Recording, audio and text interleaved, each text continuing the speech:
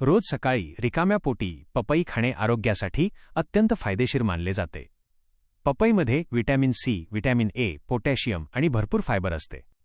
पचनक्रिया मजबूत होते.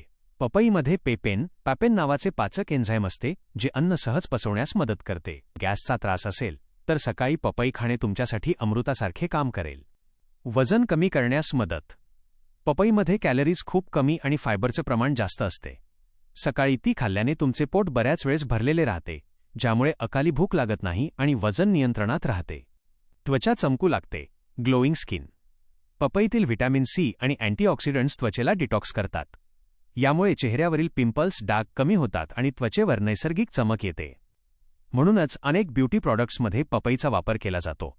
सध्याच्या बदलत्या हवामानात आजारी पडू नये म्हणून शरीराची इम्युनिटी चांगली असणे गरजेचे आहे.